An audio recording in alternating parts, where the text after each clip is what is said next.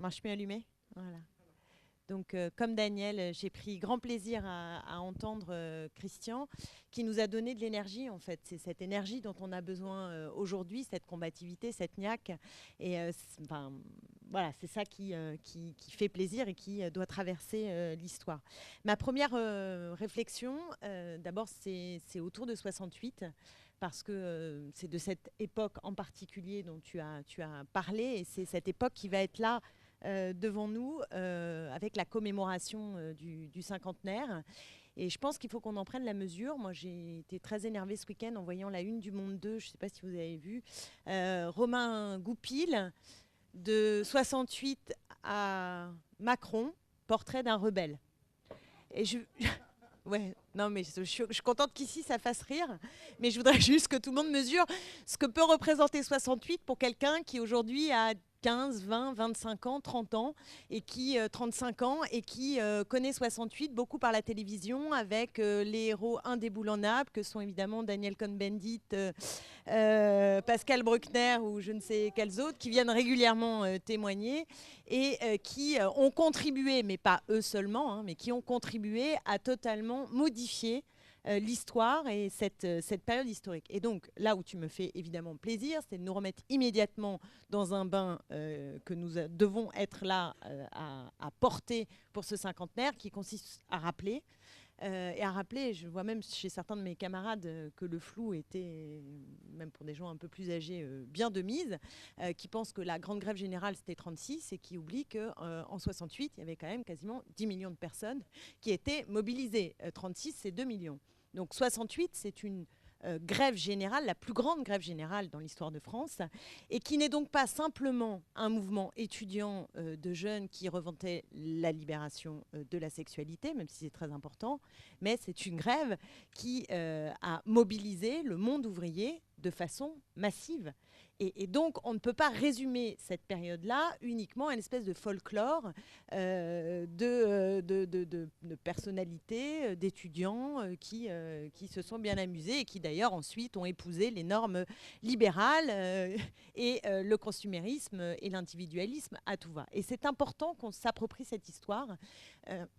Parce que je pense que dans l'imaginaire contemporain, elle peut nous aider à travailler aussi cet esprit critique, cette envie de la révolte, cette capacité à justement à nous retrouver et à être une force qui résiste, qui critique et qui propose un autre monde que les normes néolibérales dans lesquelles nous baignons aujourd'hui. Donc il y a une actualité dans cette affaire-là et je pense qu'on a intérêt à se l'approprier et à ne pas se la laisser attraper. Dévoyée par la droite réactionnaire, qui l'a toujours fait depuis le début, en expliquant que mai 68, c'est de là que viennent tous les chaos contemporains, mais aussi de la pensée néolibérale. Et l'idée que Macron ait eu envie et pu penser faire une commémoration officielle en dit long sur la tonalité, avec ce que je vous disais sur Le Monde 2 et tout le reste, et des documentaires qui sont en préparation sur ce qu'on va avoir à manger à ce moment-là, hein, dans nos têtes. Donc je veux juste enfourcher le clou et nous dire qu'on a besoin de s'approprier cette histoire. Sur la question de la grève, qui donc a été forte à ce moment-là, dire que, alors c'est peut-être une différence, mais je ne sais pas dans quel état d'esprit tu l'as dit, mais pour rebondir, si tu dis si aujourd'hui on faisait la grève, on aurait gagné. Je voudrais rappeler que 10 millions de personnes dans la rue, on a obtenu des choses en 68, hein, enfin on n'y était pas, mais notamment les 35% d'augmentation des salaires, c'est pas rien, des négociations dans les entreprises qui ont bougé, plein de choses. Je ne dis pas du tout qu'on n'a rien obtenu, mais il me semble qu'il y a eu ensuite des élections législatives et la Chambre s'est retrouvée bleu horizon. Donc, c'est juste pour dire, mais je sais bien qu'on n'est pas en désaccord, hein, je veux juste rappeler qu'il y a une condition pour que la société bouge et que des ruptures s'opèrent positivement, c'est qu'il y ait une mobilisation sociale. Et l'outil de la grève est un outil décisif parce qu'il touche à la production. Et dans le même temps, on a besoin qu'il y ait une perspective politique, une stratégie politique de prise du pouvoir pour permettre un basculement dans un autre régime. Et c'est ces deux conditions, parce qu'en 81, on a eu, et tu l'as évoqué aussi, exactement l'inverse. Tiens, voilà un pouvoir institutionnel qui est pris avec un programme qui ferait pâlir même celui de la France insoumise, tellement il était d'une radicalité formidable, le programme commun. Et en même temps, on se retrouve au pouvoir avec une atonie sociale qui joue aussi en défaveur des possibilités de transformation sociale et écologique. Donc il faut qu'on arrive à tenir pour moi, les deux bouts. Et sur la grève, moi, ce qui me frappe, si je compare les deux périodes comme ça rapidement, mais tu donneras ton point de vue, Christian, je compare souvent deux films qui m'ont beaucoup marqué. Un film sur les LIP, l'histoire des LIP, qui participe de cette histoire de 68. Vous l'avez peut-être tous vu avec Piaget. Enfin, on les voit, vous connaissez, enfin, je ne sais pas si tout le monde connaît, donc cette horlogerie, on est dans les années 73, 74. Et donc, ils veulent tout simplement reprendre l'entreprise qui est en difficulté, enfin, qui va crever, et qui dit, nous, on va reprendre l'entreprise et on va devenir nous-mêmes les patrons de l'entreprise. Et donc, c'est le mouvement autogestionnaire autour de cette affaire des LIP. Et le film raconte fort bien même les cabales, s'il y a une joie qui est une joie infernale. Ils ont l'impression qu'en faisant ça, non seulement ils vont sauver leurs emplois, mais ils vont participer à changer les modèles, les imaginaires, leur propre vie. Et ça se fait dans un climat de joie qui est une joie insubmersible. Et il y a un film qui est sur le même sujet, qui est dans les années 2000, qui s'appelle Reprise. Peut-être certains d'entre vous ont vu. Où là, c'est des femmes dans les années 2000, autre contexte social, politique. Elles sont dans une entreprise de lingerie, l'entreprise va fermer et là aussi, la question se pose de savoir si elles reprennent l'entreprise en scope, en coopérative. Et l'ambiance du film, je ne sais pas si vous l'avez vu, mais c'est d'une tristesse absolue, c'est-à-dire qu'il n'y a pas du tout la joie de la reprise, mais il y a un rapport très froid, très... Est-ce qu'on a intérêt à cette reprise? Est-ce qu'on va s'y retrouver? Beaucoup d'inquiétudes, beaucoup de questionnements sur cette reprise. Donc on est dans des climats qui sont des climats tout à fait différents. Et je crois que dans la grève, et moi j'ai envie de retenir évidemment cette première forme qui, je pense, est beaucoup plus contagieuse, d'une grève qui se fait dans un contexte où, et tu l'as dit d'ailleurs, il s'agit d'obtenir quelque chose d'arrache-pied tout de suite, mais il s'agit quelque part de dépasser aussi ça. Et c'est parce qu'on a cette idée de le dépasser que d'ailleurs, au passage, on attrape quelque chose, je pense. Hein, c'est qu'il faut bien se projeter dans un modèle qui est un modèle différent, qu'on se pose aussi des questions qui nous changent nous-mêmes dans notre rapport à la vie, dans notre rapport au travail, dans notre rapport à plein de choses. Et la grève, elle est en elle-même une expérience qui permet une émancipation, y compris individuelle. Elle est une expérience collective, elle est un moyen de pression sur le modèle de production, et ça c'est fondamental, mais elle est aussi une expérience qui permet un processus d'émancipation qui lui-même peut être générateur de batailles collectives qui permettent de nous projeter beaucoup plus haut. Et c'est pour ça qu'il y a une articulation entre le social et le politique, entre l'imaginaire et les revendications concrètes, qui est une alchimie qui nous permet, à mon avis, de nous projeter. Or, ce qui rend la grève aujourd'hui évidemment difficile, et Daniel en a parfaitement parlé, c'est d'abord le fait que la vie est dure, les salaires sont bas, il y a un surchômage. Et donc, quand vous voulez faire grève, chaque jour est quand même sacrément compté avec le coût de la vie. Hein. La vie est terriblement chère. Donc, il y a quand même ce problème-là qui n'est pas un petit problème.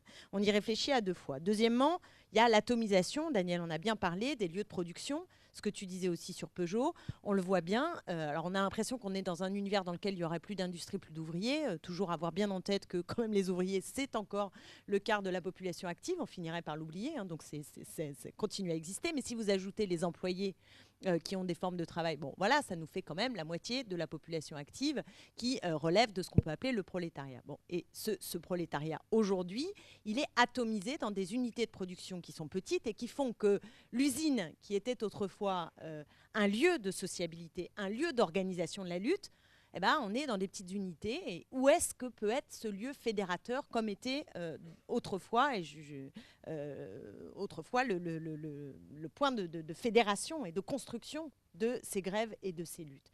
Moi, je fais le pari, mais ça se discuterait, que la ville est l'usine du 21e siècle. Mais c'est un pari, c'est quelque chose qu'il faut discuter. C'est-à-dire, quel est le point à partir duquel on peut fédérer et organiser ces mobilisations et ces grèves. L'usine autrefois, est-ce que c'est la ville aujourd'hui? Ce que je constate en tout cas, c'est que les mouvements Occupy, les mouvements des indignés, dans une autre mesure, mais ce qui s'est passé avec la Nuit debout, dans beaucoup de mobilisations, vous vous rendez compte que très souvent, c'est la place, c'est le cœur de la ville qui est le lieu qui permet de fédérer et d'organiser. Ça se discute, mais voilà, je mets ça sur la table, mais je pense qu'en tout cas, c'est un sujet de réflexion que de prendre la mesure que la figure emblématique dans l'époque, par exemple en 68, même si elle n'était pas la seule, mais on identifiait le monde ouvrier dans cette partie un petit peu avant, avec l'ouvrier spécialisé avant l'ouvrier de l'industrie. En périphérie urbaine, pas mal. Aujourd'hui, le visage n'est plus le même. Alors, il prend d'autres formes. Il se féminise d'abord, hein, parce qu'on a les caissières de supermarché, qui sont une des figures du prolétariat contemporain. On a le jeune qui bosse chez McDo. On a le travailleur sans papier qui est dans le bâtiment. On a aussi l'intello précaire, qui devient une des catégories possibles de mobilisation. Mais c'est plus éclaté, c'est différent. C'est aussi un fruit de 68, c'est-à-dire qu'on voit que s'entremêlent les questions classiques du mouvement ouvrier avec les problématiques féministes, avec les problématiques antiracistes et puis maintenant aussi avec les enjeux environnementaux et écologistes. Bref, on a, je dirais, quelque chose de forcément différent. Et enfin, ce qui rend difficile la grève et cette mobilisation aujourd'hui, c'est la très grande pénalisation des mobilisations sociales. Parce que tu en parlais de l'effet que faisaient les mises à pied, mais aujourd'hui, quand vous regardez et que vous suivez, nous on le fait à l'Assemblée, là, les députés, on essaye de suivre vachement les décisions de justice sur les conflits. À chaque fois que les peines tombent, elles sont très dissuasives et très, très, très violentes. Mais vraiment très, très, très violentes. Et on l'a vu avec l'affaire d'Air France. Je veux dire, l'affaire d'Air France, c'était incroyable. La chemise du DRH qui était devenue l'emblème absolu de la violence sociale. Et à côté de ça, des licenciements en chaîne, je pense à PSA où ils ont... c'est même pas, il suffit de juste mal parler à un patron, de le mettre 2 heures un peu à chaud comme ça, et on se prend des amendes infernales, des licenciements, etc. Ça devient très, très difficile. Et cette pénalisation croissante, qui va avec le libéralisme économique, parce que moi je suis convaincue que quand on a un modèle néolibéral, à côté il y a du contrôle social et de l'autoritarisme qui se développe, et à chaque fois on l'observe, eh bien ce modèle-là, il fonctionne ensemble. Or, ce que nous voulons développer, c'est exactement l'inverse, davantage de liberté publique, de liberté individuelle, et évidemment un libéralisme cassé pour permettre justement ces libertés de s'accroître. Donc ça, et enfin, donc dans tout ce qui rend plus difficile la grève, la question de la perspective. Et peut-être qu'on est dans un moment difficile parce qu'avec Macron là, qui arrive, qui n'est que l'accélération de politiques qui sont menées depuis 30 à 40 ans dans ce pays. Hein, c'est pas non plus... dire, il a vendu la modernité, la révolution, mais enfin, je veux dire, au total, on a juste une accélération de ce qui est fait depuis 30 à 40 ans à peu près partout en Europe.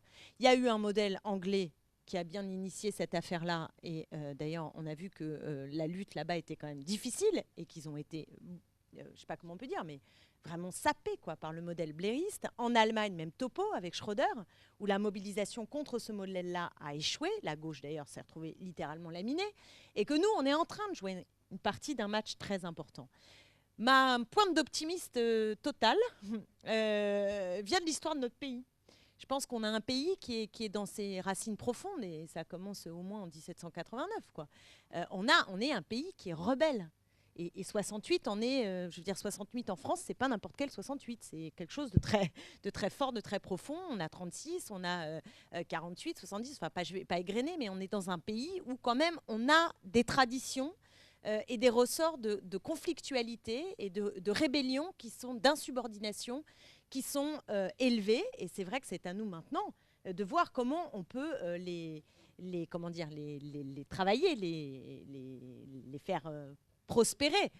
Après, on n'a pas tout pouvoir. Hein. C'est-à-dire qu'il ne s'agit pas qu'un chef d'organisation décide, appelle, quel qu'il soit d'ailleurs, hein, ou même que 3 organisations se mettent ensemble et disent on appuie sur le bouton et d'un seul coup, la grève générale advient.